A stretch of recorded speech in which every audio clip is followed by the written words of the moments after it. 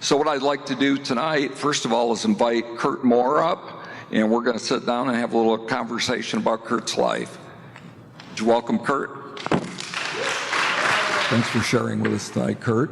Yes, sir. Thank you. I understand that you were a guest of our state's correctional system for a period of time. Could you tell us about that? Yeah, not the state. I served 13 years in federal prison. I was sentenced, well, I like to always say I was arrested, convicted, and sentenced in 1996 for 600 some odd grams of powder cocaine, 60 some grams of crack cocaine, and carrying a gun in relation to a drug trafficking crime. I was sent first to Manchester, Kentucky, in which I served 3 years there at a medium-high institution, and then I was transferred where I served 10 years in Ashland, Kentucky Federal Prison. During my incarceration, God worked wonders through me. As a matter of fact, I gave my life to Christ right downtown in the county jail while I was still fighting my case. I was baptized in that orange jumpsuit. And I haven't left yet and won't leave. I mean, as far as what other people say that it's just jailhouse religion, well, the same jailhouse religion that I was practicing in there and I was serving God in there is the same one that I'm serving now. And he's been opening up doors and blessing me ever since. Even though I had to go through that trial, and I'm a firm, first and foremost, I was wrong. The lifestyle that I was leading was not a lifestyle that was a part of the solution, but it was a lifestyle that was a part of the problem. I was not raised that way. I was brought up in this community, in the 46218, just right over in the other area. I was telling the gentleman earlier, I played at Brookside Park, Wheeler's Boys Club. I graduated from Arlington High School, in which I played high school baseball and basketball. I went off to college and played a little bit of college basketball, and then I returned home to become a part of the problem. Now, what lured me to that lifestyle was the money. It lured me and a lot of my friends was the money. We were chasing that so-called dream of having everything, but without having to work for it. So that's pretty much it. Wow, wow. So you grew up here, you spent that time away. How long was that? I was gone 13 years and 3 months. Okay. And then you came back to Indianapolis? Yes, I was 27 when I left. I came home, I was 40. Wow.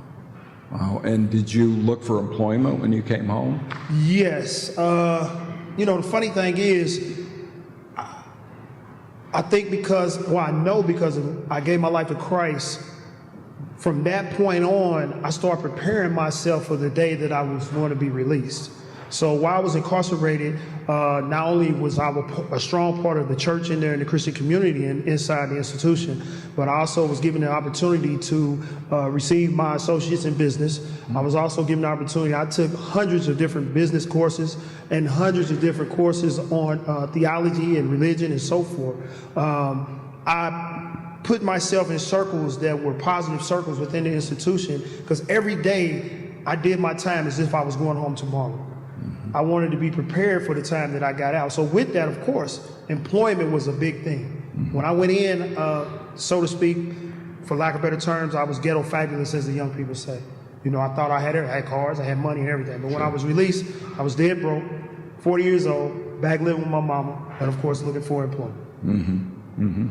And how did that go for you? What kind of results did you have when you got out? Any obstacles? Yes, there's plenty of obstacles.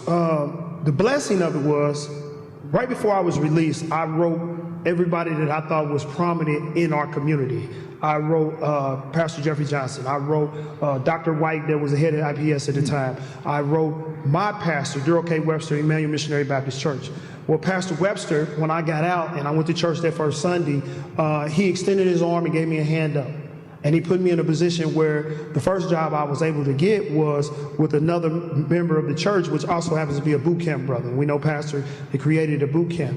And he gave me a job in his body shop. His name is Travis Reed. Now, even though I didn't know anything about doing any body work or anything about any cars or anything like that, he gave me a job washing cars. Then, as we know, most body shops have a lot of old beat up cars in the back. He gave me a van to drive to get back and forth to work. Well, I took that van and I created K Love's Auto Detail. So just to fast forward that, 8 years later, I've been home 8 years now. 8 years later, I service probably 40 different dealerships around town. I've probably hired over 200 or 300 men and women and kids that are out of school for the summer, mostly out of this area. A lot of people that's coming home from prison and so forth.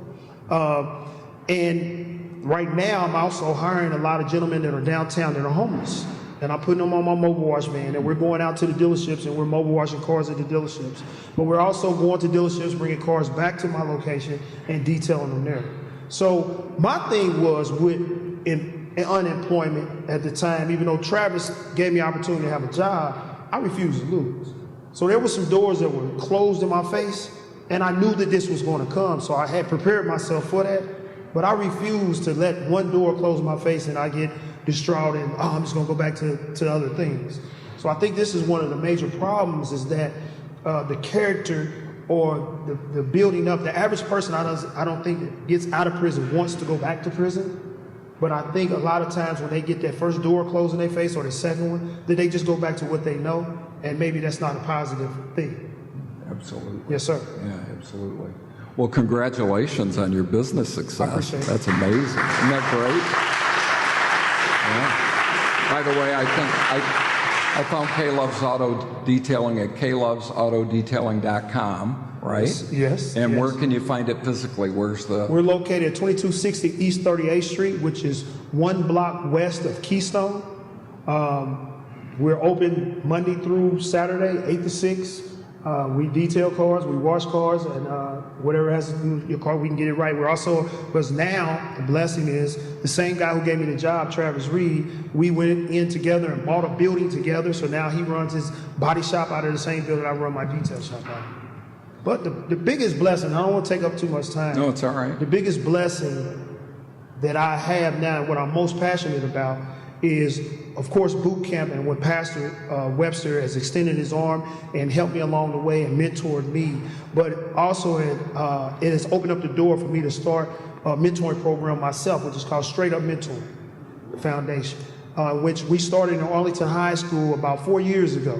And we went into Arlington High School only to really give a charity basketball game, but what turned out to be a need, as the principal, Stan Law, gave us a chance to walk alongside some of these young men that we've noticed that they can go all week without being in the presence of a real man. So we went in there and we started mentoring these young men. I asked him to give me your 25 worst kids. He gave me 25 7th and 8th grade boys. All were borderline expulsion. Over half of them had already been through the juvenile system. And most of them had no father in the home. Within 7 to 8 weeks, we turned their grades around by 70%. We turned their character around, their behavior around, so they were no longer getting in trouble, get suspended, and so forth. So from that, we started bringing in other guys that were ex-felons. We started bringing in sports players and things of this nature to talk to these young men. But I also am a firm believer that most inner city kids or inner city people as a whole want for what they see. So we knew we had to get them out of the, so to speak, the hood. Because if all they see is the hood, that's all they're gonna want is the hood. So we started taking them on field trips, college field trips, and so forth. But then from watching Steve Harvey one day with my mother, which, anyway, so I was watching Steve Harvey, and I saw this camp that he gives. And he gives a camp every summer, and he has thousands of kids at this camp. So I said, man, you know what? Of course, I can't have the same celebrities that Steve Harvey has at his camp, but the message was still the same. Yeah. The message was, first of all, giving your life to God. But second, and most importantly, let's build your character. So I went to the principal, I said, I need 100 boys. So I gave our first straight up mentoring 100-boy camp. Now we have given 8. 2 weeks ago, we gave one for 100 boys. They threw in 50 girls, which was a challenge, but they threw in 50 girls. And in this camp, the basis of the camp is to build their character, but to take inner city kids out of their element, to see these kids hiking through the woods, on the canoes, playing it, teaching them teamwork and so forth, is such a blessing. It's priceless, you know. And so with that, the mentor group, of course, the demand is very high. It's very high now. I don't know where I'm gonna have time, but I have other schools, Tech and Addicts and all these other schools. We're in the Boys Club and so forth that are coming alongside us and want our program there. So that's the thing that I'm most passionate about. And I think that there's a lot of men or a lot of people that are coming home from prison that have this same passion to help, to give back, and that can connect maybe a little easier, a little better with the inner city than maybe some other people. And I think that they can be used in a positive way, in this particular way. And then I heard what you were saying about employment or unemployment. I think the main thing is, I always tell my guys that even work for me, you're not going to get rich washing cars for me. But if I can help you in any kind of way get a better job, please allow me to help you. If I can lead you in a better direction. But the most important thing that I want to tell them is, I always let them know, there's a difference between a job and a career. A job may get you along the way for only a short period of time, but a career can last for almost a lifetime. It can take you places that you never believed that you can go. You never dreamed of that you can go. But in order to get that career, what I think that we need here in this inner city is we need more trades, or we need more people to walk alongside and show them which way to go. As I told Pastor, there's a lot of great programs and organizations here in the city, but there's no link to link the great organization or the great people or even some of the great churches to these young men or women that are coming out of prison, or to these kids that are in school and just don't know which way to go. Yeah. God's using you in a mighty way. Yeah, thank you. Thank you. Thank you. God bless you. God bless you, sir. Thank you, sir.